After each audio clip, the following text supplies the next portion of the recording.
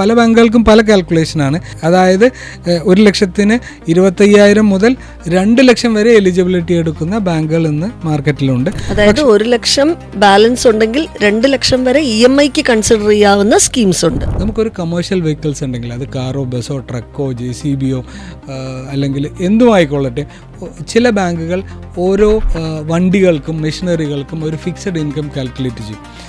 ഒരു ലോറിക്ക് 40,000 രൂപ എല്ലാ മാസം കിട്ടും. അതൊരു അസംഷനാണ്.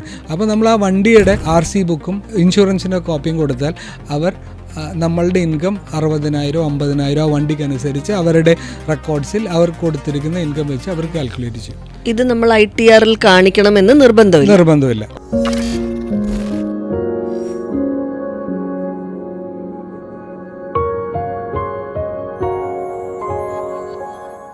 ഇപ്പം നമുക്ക് വരുന്ന ഒത്തിരി ക്വയറീസ് ഉണ്ട്. അതായത് ഞാൻ എത്ര ITR കാണിച്ചാലാണ് എനിക്ക് ഇത്ര ലോൺ കിട്ടുന്നത്, അങ്ങനെ ഒരു പ്രൊപ്പോർഷൻ അതിനുണ്ടോ? അല്ലെങ്കിൽ ITR അടച്ചാൽ മാത്രമാണോ, അതിൻ്റെ ബേസിസിൽ മാത്രമാണോ നമുക്ക് ലോൺ കിട്ടുക?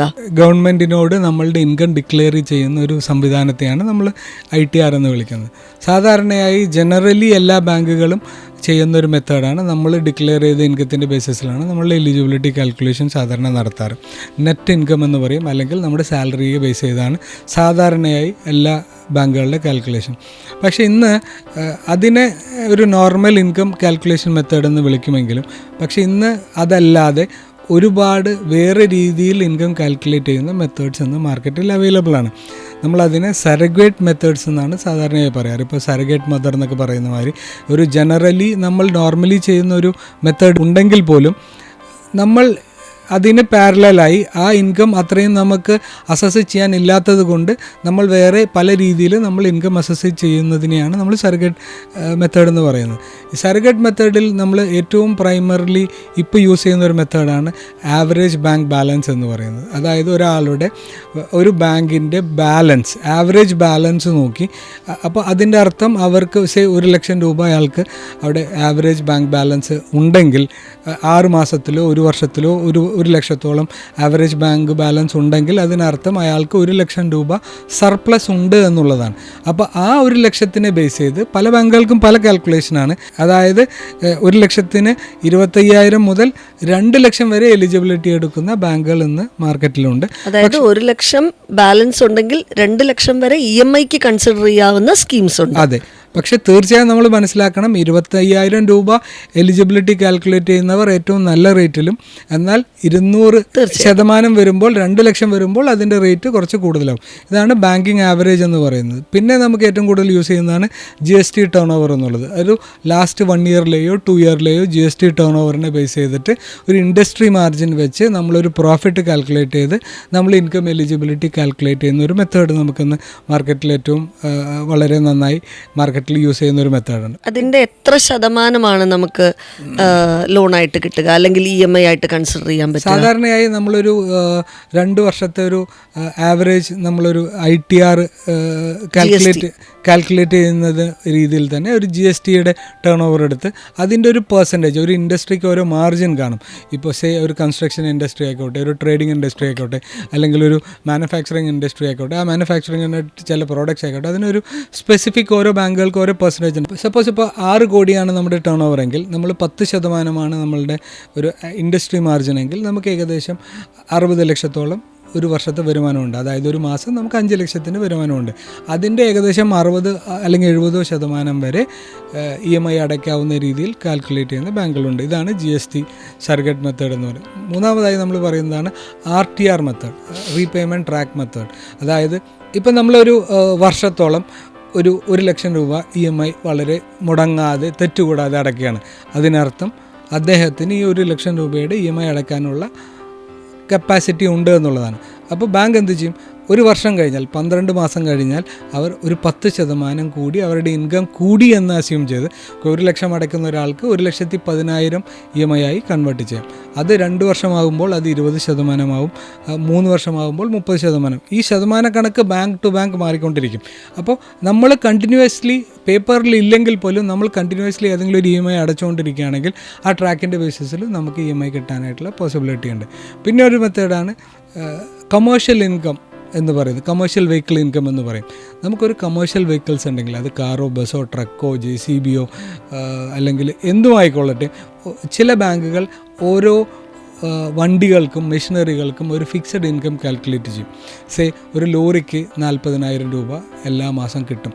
അതൊരു അസംഷനാണ്. അപ്പോൾ നമ്മൾ ആ വണ്ടിയുടെ RC ബുക്കും ഇൻഷുറൻസിൻ്റെ കോപ്പിയും കൊടുത്താൽ അവർ നമ്മളുടെ ഇൻകം 60,000 50,000 ആ വണ്ടിക്കനുസരിച്ച് അവരുടെ റെക്കോർഡ്സിൽ അവർ കൊടുത്തിരിക്കുന്ന ഇൻകം വെച്ച് അവർ കാൽക്കുലേറ്റ് ചെയ്യും. ഇത് നമ്മൾ ITR കാണിക്കണമെന്ന് നിർബന്ധമില്ല. അപ്പം ഇങ്ങനെ വണ്ടികൾ, അങ്ങനെ ഒരു 10 വണ്ടി ഉണ്ടെങ്കിൽ ആ 10 വണ്ടിയുടെ ഇൻകം അവർ അക്യുമുലേറ്റ് ചെയ്ത് കൂട്ടി അവർ ടോട്ടൽ ഇൻകം കാണും. നമ്മളുടെ എക്സിസ്റ്റിംഗ് EMI കുറച്ച് അവർ എലിജിബിലിറ്റി കാൽക്കുലേറ്റ് ചെയ്യും. ഇങ്ങനെയാണ് ഒരു മെത്തേഡിലുള്ളത്. അടുത്തൊരു മെത്തേഡാണ് അസസ്മെൻറ്റ് മെത്തേഡ് എന്ന് പറയും. ചാർട്ടേഡ് അക്കൗണ്ടൻറ്റോ അല്ലെങ്കിൽ ഒരു ബാങ്കിൻ്റെ ഒരു എംപ്ലോയിയോ നമ്മളുടെ സ്ഥാപനത്തിലേക്ക് വന്ന് നമ്മളുടെ അവൈലബിൾ ആയിട്ടുള്ള ബുക്സ് ഓഫ് അക്കൗണ്ട്സ് അനലൈസ് ചെയ്ത് അവർ അതിൽ നിന്ന് നമ്മളുടെ ഒരു ഇൻകം ഡിറൈവ് ചെയ്യും. അതിൻ്റെ ബേസിസിൽ നമുക്ക് തരുന്നതാണ് അസസ്മെൻറ്റ് മെത്തേഡ് എന്ന് പറയുന്നത്. ഇതാണ് CA അസസ്മെൻറ്റ് മെത്തേഡ്.